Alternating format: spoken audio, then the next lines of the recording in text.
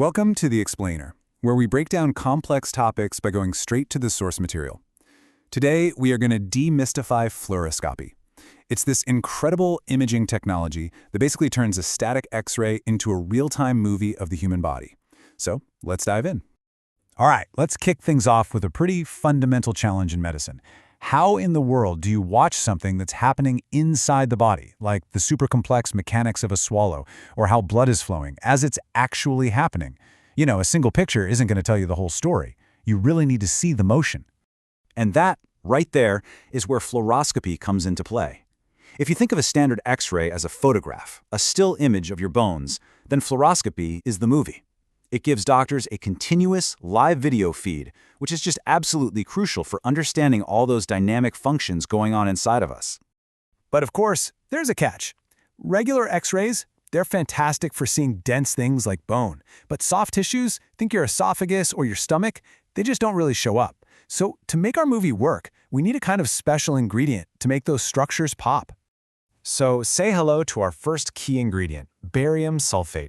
Just think of it as a really dense, chalky milkshake.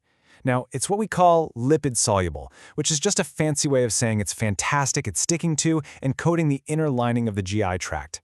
That coating is what makes everything light up on the X-ray movie. And then we have our other major player, iodine. This stuff is water-soluble, which means it dissolves right in water. This makes it the go-to choice when doctors are worried there might be a leak somewhere, say after a surgery. Because if it does get out of the GI tract, the body can just safely absorb it. So you can see this is not a simple choice. It's not a one-size-fits-all kind of deal. Doctors have to weigh the pros and cons of each. Barium gives this beautiful, clear picture, but it can cause some serious inflammation if it leaks out. Iodine is much safer if there's a leak, but it can cause lung problems if it's accidentally inhaled. So the choice they make always comes down to the specific clinical question they're trying to answer. Okay, so now let's talk about the hardware. Let's look at the equipment itself and see how all of this comes together to create that live video we've been talking about.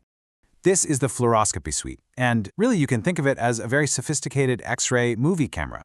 The X-ray source itself is actually under the patient table, and then that big part above the patient, that's the detector that captures all the images.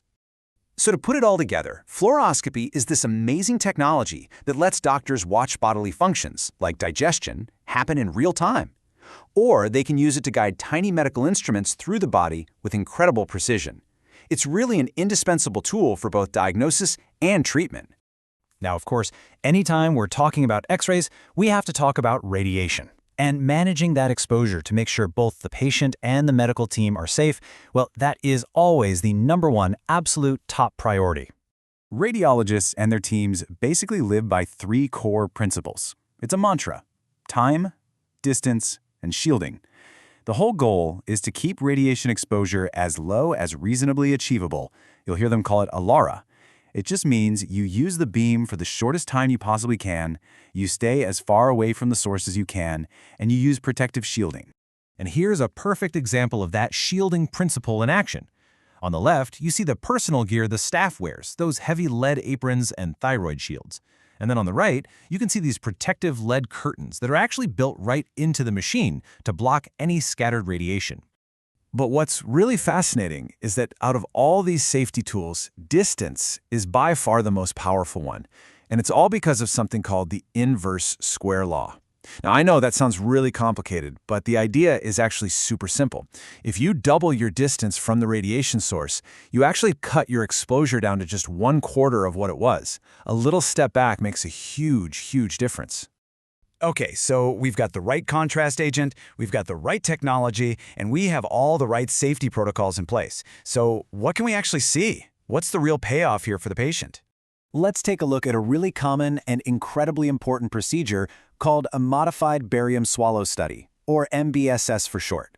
This is done for patients who have trouble swallowing, a condition called dysphagia, to figure out if food or liquid is accidentally going down the wrong pipe and into their lungs.